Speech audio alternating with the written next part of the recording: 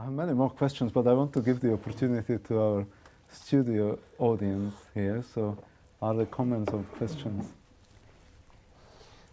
Yes? I had a question about, you were speaking about like the big companies being too big to fail, and that if you let them fail because of there's so many other connections, that would have a really detrimental effect. But if you were allowed to let that happen, would that not mean that in the future other companies hold their own partners accountable for their own policy? Well, that's very true. The problem that the politicians have is that they have a very short optimizing horizon. They're myopic. They just see to the next election.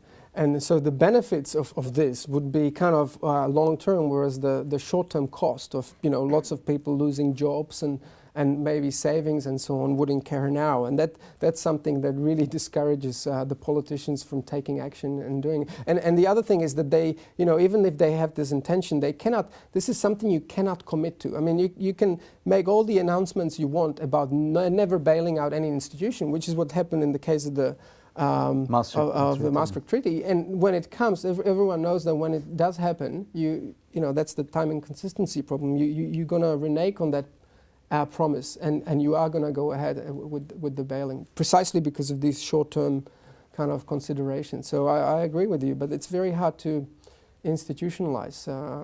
You need really strong institutional framework where things are legislated. And I mean, there is some hope, I think. There's many countries, Scandinavian countries, New Zealand, that have a very strong fiscal framework where, they've got the what's called Fiscal Responsibility Act in New Zealand from 1994 that has clear fiscal rules. We have the Charter of Budget Honesty here in Australia, which is probably not as there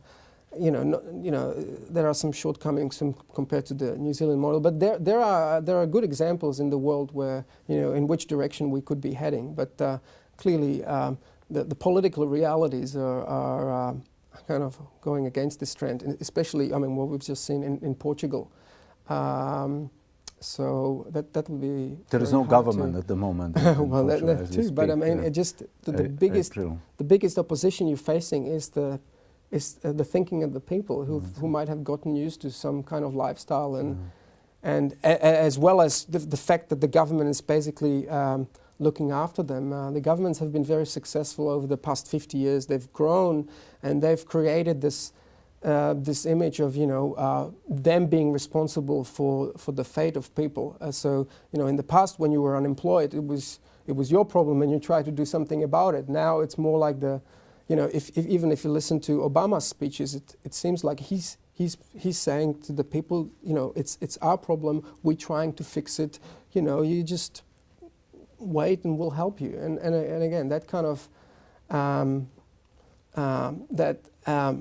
subsuming responsibility and kind of handing it over to someone is not very healthy in a kind of market society where basically people get whatever is reflected by their economic and other activity. Even the EU itself does it quite a lot. Like President Barroso would make announcements like that, or any number of EU leaders. And in the context of EU having only 1.25% of overall GDP budget, the capacity that the EU has in terms of real input is rather limited. Structurally, of course, it can do a lot, but it hasn't managed that well in terms of enforcing Maastricht Treaty criteria. Are there other questions or comments about any of this? I have a question. So you spoke a bit about the flaws of the economic situation in Europe, and I remember last year Sarkozy for France, he proposed a common European economic government for the 16 Eurozone countries with its own administration, and Germany precisely didn't want that.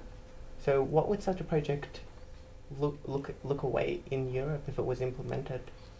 Well, again, I think the idea behind it is kind of move even closer to the fiscal coordination, so that as you have in an independent country now, the federal government is largely responsible for many aspects of spending across all the states in Australia. This would be the case in Europe, and one of the advantages would be that they could maybe better monitor, if they can be trusted, they could better monitor the spending decisions, and they could maybe prevent some of the excesses that we've seen in many countries. But if they can be trusted is an important one, isn't it? Because Germany always had different, or Germans, that the German elites had a different idea about how to manage economy from the one that French elites represented. The French are more indebted to the idea that the state takes a lot of responsibility. Germans, partly due to the success of the post-war reconstruction, are more committed to liberal ideals. Is that right? That's right. But one thing is the intention, and even if we assume that the intention is great, and then the French want to do exactly what's right, we've seen, I think, over the last decade that the political reality is what actually comes out, because it's just a matter of negotiations and so many kind of parties involved and so many people wanting to grab a piece for themselves.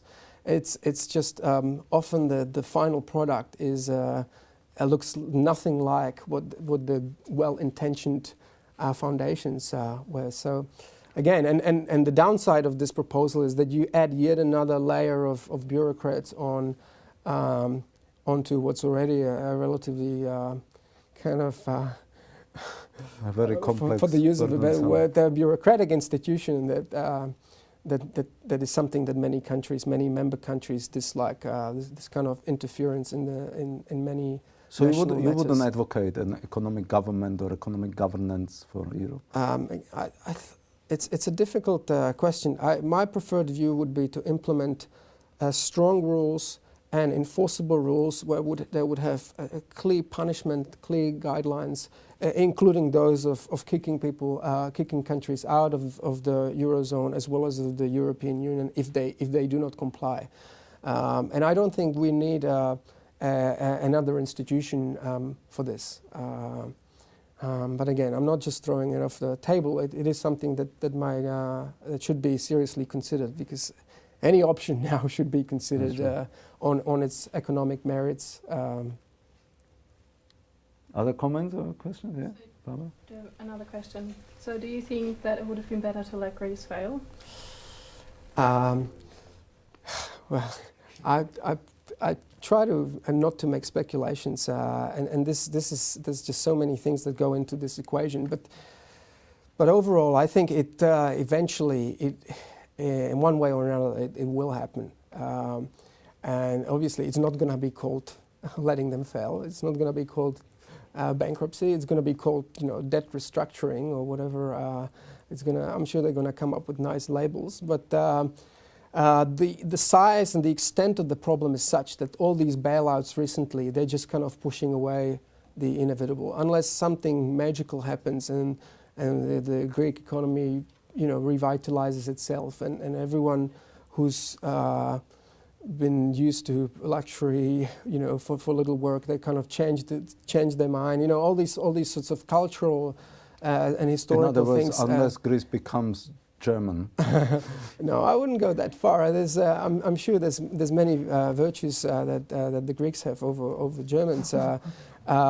So again, but if you look at the extent of the problem, the size of the debt, the size of the deficits, then even the austerity measures, if they were successful, they would not be enough. And again, there are different views. I'm sure that the European Union can produce experts who would have different calculations, but that's based on my reading of the data. We are rapidly running out of time, and I want to ask you one more question that's related to both Slovakia, my homeland, and the Czech Republic.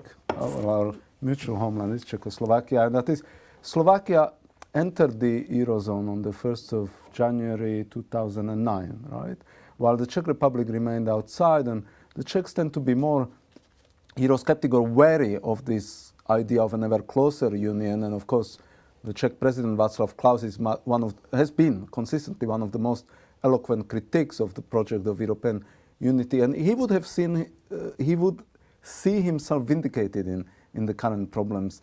Now, is it in the interest of a country like the Czech Republic to enter the Eurozone, considering all its problems? Are Slovaks better off? We are in, you are not. Look, you can certainly find examples of countries that would probably benefit now. I mean, one of them is Iceland, having gone through the recent turmoil. Euro would kind of shelter them to some extent, so that's probably that would be. But for a healthy country, relatively healthy, because there's not really a healthy country these days. But for a relatively healthy country like the Czech Republic, I think, given all this uncertainty surrounding the future of Euro, it may be wise to just sit and wait and reassess the situation. And again, if Europe, I'm certainly not an Eurosceptic by any means, in the sense that I think there are good possible organizations that could work, at least in principle, in theory. I'm not quite sure whether, given the current circumstances of Europe, whether that's workable. Certainly, in principle, a monetary union can work. It can be beneficial to a majority of the countries if you have clear and enforceable rules. But again, that's not the case now. So I would probably advise most governments to just wait and see what happens. And again, sometime in the future, it may be a good idea to join, but it doesn't seem to be the case at the current moment. One more very personal and brief question that I ask people with multiple identities, and you being Czech, having lived in Australia, Australian, Czech, would you feel more as a European or Czech when traveling? I think I do feel quite an allegiance to Europe. I think Europeans really have something in common, and the kind of common background and culture is kind of getting us closer together. I do feel Czech very much. I mean, my wife's Czech, and we speak that language at home. So obviously that's. And I obviously feel partly Australian as well. I mean, I've been greatly welcomed in this country and have been given lots of goodies, so for which I'm very grateful. So I think, I'm glad to have all three, and I'm hoping I'll be able to maybe retain connection with each of these. Yeah. Dr. Jan Libich, thanks for your contribution to that. Thank you. Thank you, guys. Thanks for the questions.